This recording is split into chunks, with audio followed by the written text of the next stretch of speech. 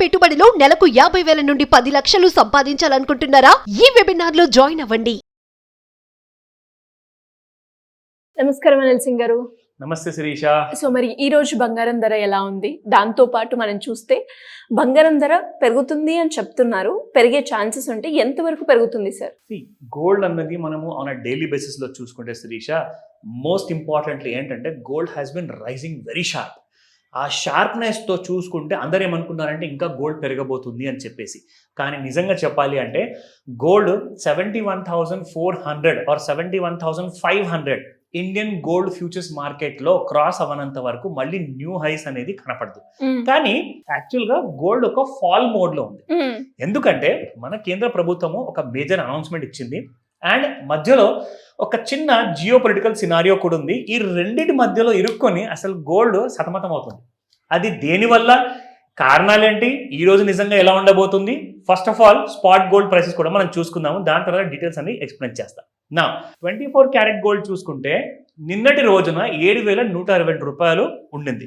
ఈ రోజు చూసుకుంటే 11 రూపాయలు పడిపోయేసేసి 7,151 రూపాయలు ట్రేడ్ అవుతుంది. అది మనకు స్పాట్ గోల్డ్ ప్రైస్. అంటే మీరు ఒకవేళ 24 క్యారెట్ గోల్డ్ లేదా 22 క్యారెట్ గోల్డ్ కొనాలి అనుకుంటే ఆభరణాల కోసం ఆ ప్రైస్ ఉంటుంది ఫర్ 24 క్యారెట్.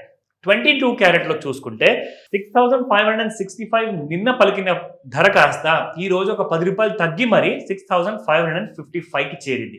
అంటే నిన్న మార్కెట్లో మరీ ఎక్కువగా రైజ్ ఉండింది, కానీ గోల్డ్లో మాత్రం స్పాట్ గోల్డ్ ప్రైస్లో జస్ట్ ఒక 10 రూపాయలే తగ్గింది. అది ఎందుకంటే ఇండికేషన్ యాక్చువల్గా gold is in fall mode అని చెప్పాను కదా. కానీ ఫ్యూచర్స్ మార్కెట్లో చూసుకుంటే గోల్డ్ మాత్రం కంటిన్యూస్గా పెరిగిందండి. దీనికి కారణాలు 1,00,000 ఉండొచ్చు, కానీ పెరిగినప్పుడు మనకు ఎలా పడుతుంది అనేది విషయం మనకు తెలియాలి, ఎప్పుడు పడుతుంది అన్న విషయం కూడా తెలియాలి. ఆ పడే సంఘటన ఏంటో, ఆ చార్ట్ ఏంటో మనం ఒకసారి డీటెయిల్గా చూద్దాం. సో ఇక్కడ మీరు చూస్తున్నారు కదా శిరీష, ఇన్ఫాక్ట్ నేను ఒక ట్రెండ్ లైన్ డ్రా చేశాను ఇక్కడ. సో ఈ ట్రెండ్ లైన్ ని మనం యాక్చువల్గా if you want you can just reframe it again. So ఇక్కడ మనం చూసుకుంటే ఈ ట్రెండ్ లైన్ మనకి ఇక్కడ మనకు ఒక సపోర్ట్ అంటూ కింద నుంచి ఇస్తూ వచ్చిందండి. ఆ ట్రెండ్ లైన్ పైనే ఎప్పుడు మీరు చూసుకుంటే గోల్డ్ మాత్రం దాన్ని ఆసరాగా తీసుకొని అక్కడ నుంచి పెరగడం అంటూ జరిగింది, కానీ మళ్ళీ పడిపోవడం అంటూ జరగల. కానీ ఈ రోజున మీకు గోల్డ్ అనేది ట్రెండ్ లైన్ ని బ్రీచ్ అయ్యింది, అంటే మళ్ళీ తగ్గే అవకాశం ఉంది. ఎగ్జాక్ట్లీ, బాగా ఫాలో అయ్యే అవకాశం ఉంది. ఇక్కడ మనం చూసుకుంటే గోల్డ్ హ్యాస్ రిజన్ ఫ్రమ్ 68,800 నుంచి గోల్డ్ మీకు 70,900 వరకు పెరిగిందండి. దాదాపు 1,200 రూపాయల కంటే ఎక్కువగా పెరిగింది. సో గోల్డ్ ఇక్కడ రైజ్ అయిన తర్వాత ఏమవుతుందంటే మళ్ళీ చిన్న సెల్లింగ్ అనేది వస్తుంది. ఆ సెల్లింగ్ అనేది ఇప్పుడు స్టార్ట్ అయింది. ఒకవేళ ఈ వార్ అనే సిచ్యువేషన్ ఏదైతే Israel and Iran or Hamas మధ్యలో ఏదైతే మేజర్ వార్ అందరు అంటున్నారు, థర్డ్ వరల్డ్ వార్ ఇదేనా అని చెప్పేసి ఎవరికీ తెలియదు, వెయిట్ చేసి చూడాల్సిందే.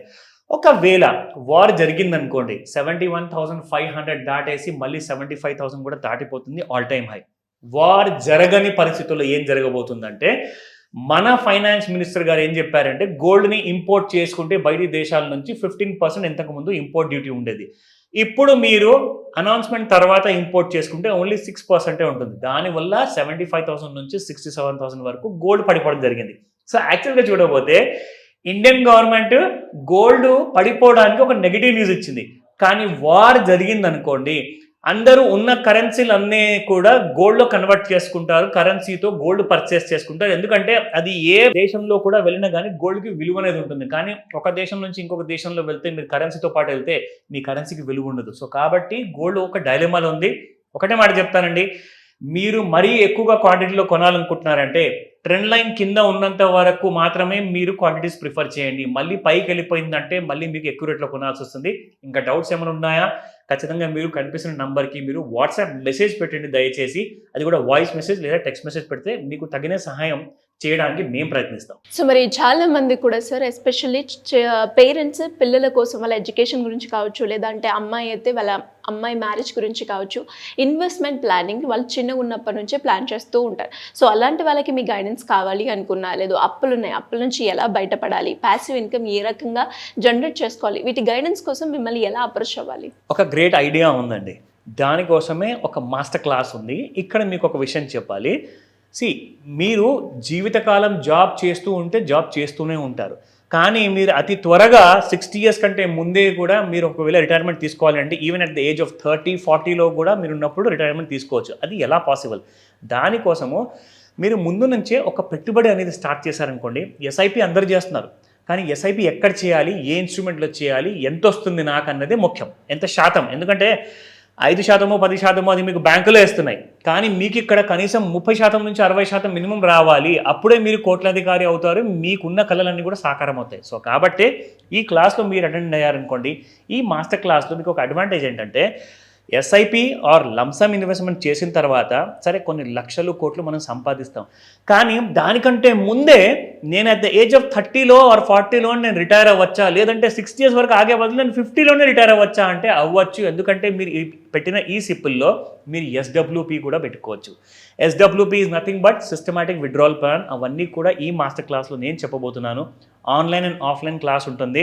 మీరు త్వరగా స్క్రీన్ పైన కనిపిస్తున్న నెంబర్కి రిజిస్టర్ చేసుకోండి, కాల్ చేయకండి, వాట్సాప్ మెసేజ్ పెట్టండి, like text message or a voice message would do ఇమీడియట్గా. ఎందుకంటే class number will be very less. So ఇమీడియట్గా డేట్ అనౌన్స్మెంట్ కాబోతుంది, ఫాస్ట్గా రిజిస్టర్ చేసుకోమని చెప్తాను. Thank you sir, thank you so much. Welcome Sirisha.